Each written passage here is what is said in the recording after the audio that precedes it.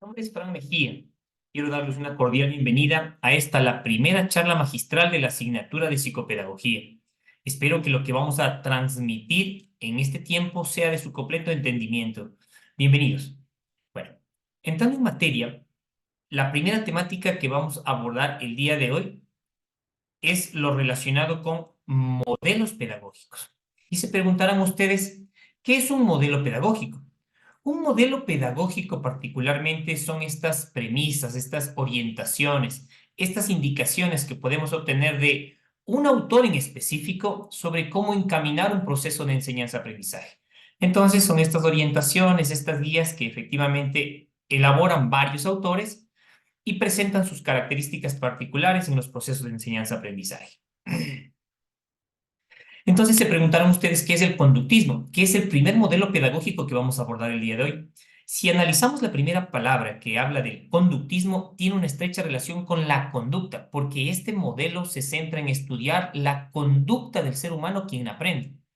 ¿Cómo se lo puede ver reflejado esto particularmente? Observen lo que establecen dos autores importantes que hablan sobre este modelo pedagógico. López y Escobedo en el 2020 establecen lo siguiente, que bajo la epistemología y la pedagogía, esta corriente considera el conocimiento como si el objetivo y el aprendizaje sería un estímulo basado en un condicionamiento.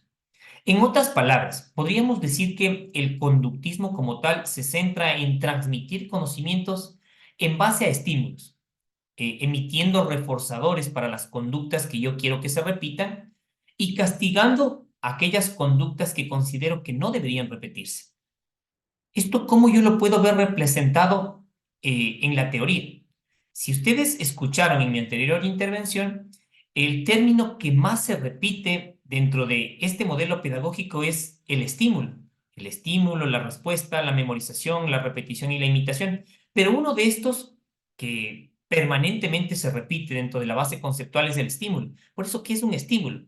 Es todo factor, es toda señal interna o externa que genera una reacción en el organismo. Por ejemplo, si estoy conduciendo un vehículo, hablando de la vida cotidiana, suena el silbato de un agente de tránsito. Esto implica que yo tal vez frene la marcha, me orille hacia un costado para ver qué es lo que necesita decirme o transmitirme el agente de tránsito. Es decir, que este estímulo que fue el sonido nos genera una reacción, que es decir, freno el vehículo. En el fútbol, por ejemplo, el sonido de un silbato mientras el árbitro está pitando un encuentro deportivo. ¿Por qué? Porque suena el silbato y yo reanudo el partido, vuelve a sonar el silbato y tal vez yo detengo la marcha del partido.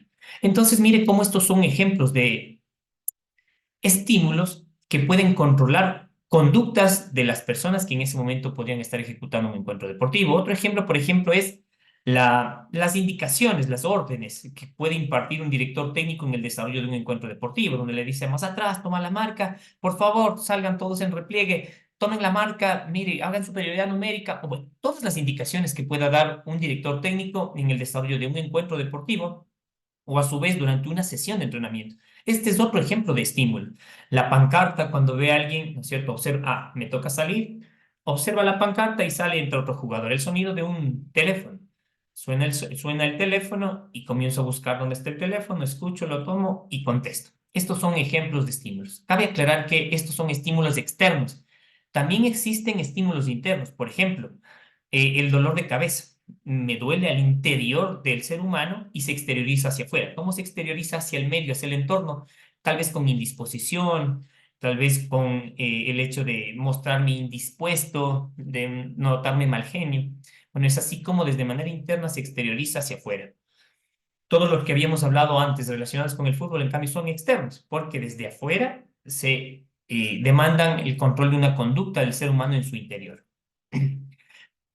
Miren en este ejemplo particularmente, llevándolo a la práctica, cómo podríamos diferenciar y ver la aplicación de estos estímulos en el desarrollo de una sesión de entrenamiento.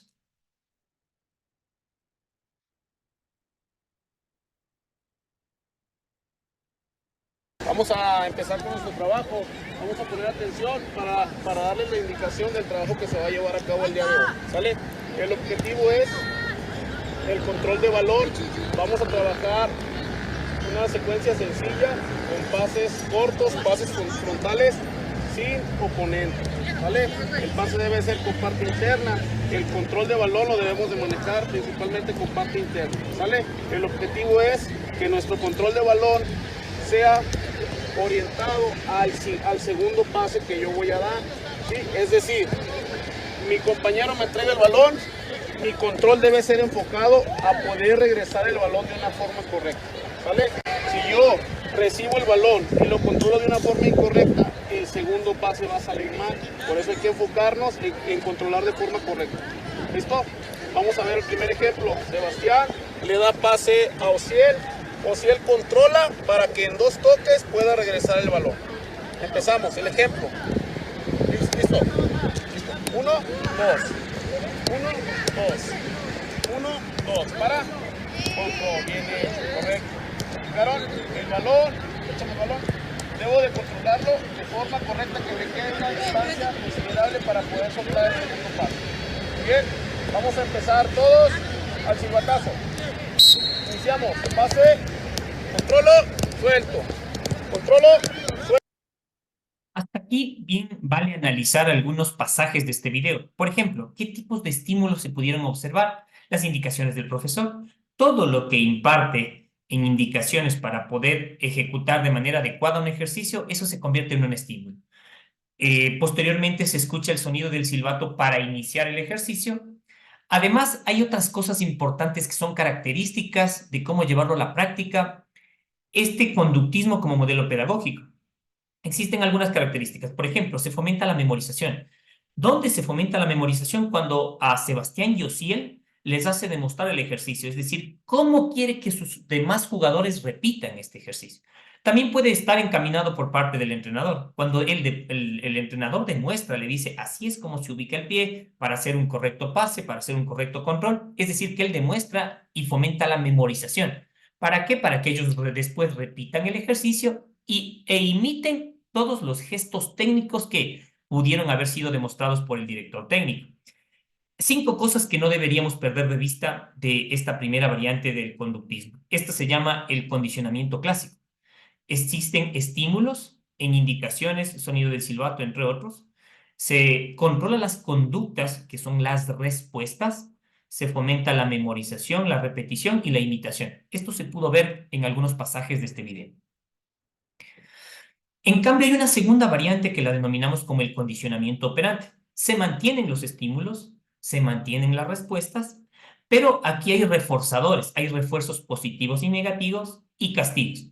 ¿Cuáles son estos? Por ejemplo, en la práctica del fútbol, si yo doy una indicación y mis jugadores hacen lo que yo solicité, entonces ahí, por ejemplo, felicito, le digo, bien Pedro, bien Juan, hago un choque de manos, demostrando o exteriorizando a mis jugadores que estoy feliz con esa conducta mostrada. Es decir, cuando les veo comprometidos, empoderados en el desarrollo de una actividad de fútbol. O cuando yo le aplaudo, veo que alguien hace una acción de juego, define bien en el campo de fútbol y le veo que hace un pase correcto. Entonces digo, bien Juan, bien Pedro.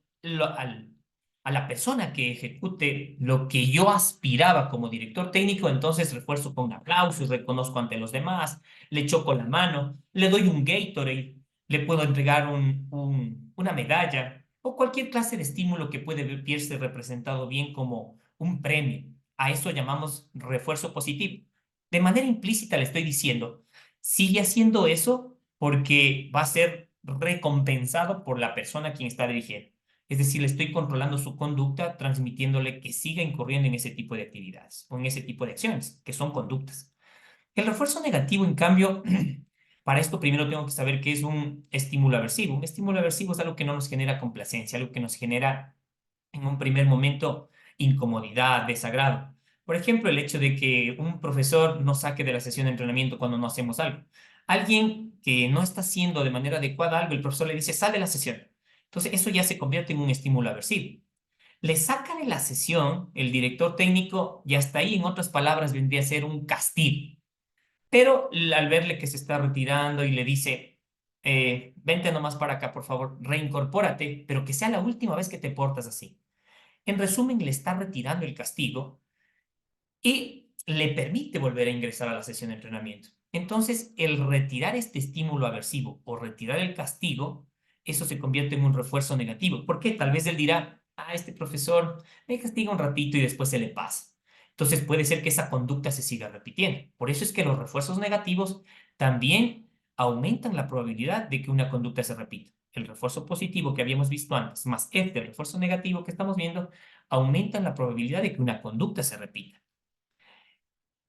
En cambio, el castigo va enmarcado, por ejemplo, en el fútbol. Cuando a alguien le sacan una tarjeta amarilla o roja, le dicen, listo, sal del partido. ¿Qué le está diciendo como metamensaje? No sigas en este tipo de conductas porque te puede meter en problemas. El próximo partido ya no vas a jugar con una tarjeta roja. Con una tarjeta amarilla le dice, no sigas incurriendo en este tipo de conductas porque podría ocasionarte mayores problemas como la tarjeta roja. Alguien que le quitan la cita de capitán porque le veo que no se está desempeñando bien, que no le veo que es un buen líder, etcétera.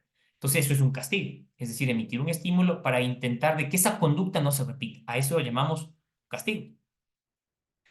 Entonces, en resumen, miren, los refuerzos positivos y negativos aumentan la probabilidad de que una conducta se repita, mientras que en el caso de los castigos, cuando aplica un castigo, eso disminuye la probabilidad de que esa conducta se repita. Como ustedes pueden ver aquí en este cuadro, resume bastante bien lo que es el condicionamiento operante, que es la segunda variante. Características principales teóricas de esto: estímulo, respuesta, refuerzos positivos y negativos y castigos. Como ustedes pueden ver resumido bien en este cuadro. En resumen, cada vez que se realizan actividades durante una sesión de entrenamiento o durante un encuentro deportivo exclusivamente guiadas por un entrenador, estamos siendo conductistas. O sea que solamente ellos cumplen órdenes, cumplen indicaciones dadas por el director técnico, estoy siendo conductista. La repetición de un ejercicio por varias veces, sin ninguna variante ni aporte del educando, o sea, del jugador, tiene una estrecha relación con el conductismo. O la demostración del entrenador y posterior imitación del ejercicio por parte del educando. Esto tiende a ser una práctica conductista. ¿Esto que tiene como ventajas? Se controla bastante bien la conducta a partir de la aplicación del conductismo. Podría mejorar la parte disciplinaria. No quiere decir que solamente con la aplicación de este modelo se puede controlar la parte disciplinaria, para nada. Se pueden aplicar varios otros modelos que tienden a ser muchos más actuales o a ponerse en práctica en la actualidad, pero este resulta efectivo porque tiende a ser bastante unilateral, impositivo, un poco más drástico. Entonces, la conducta yo puedo controlar de manera visible. Yo le digo, no hables mientras estoy dando una sesión de entrenamiento, mientras estoy dando una charla técnica. Entonces, yo veo que ya no habla en la sesión de entrenamiento posterior, en la siguiente charla técnica, entonces yo sé que controlé su conducta. Es así como se lleva a la práctica el conductismo como modelo pedagógico. Intentan controlar conductas. Esto es parte de la bibliografía utilizada. Espero que haya sido solventadas la mayoría de sus inquietudes. Espero vernos pronto. Eso sería todo por el día de hoy. Hasta una próxima oportunidad. Saludos cordiales.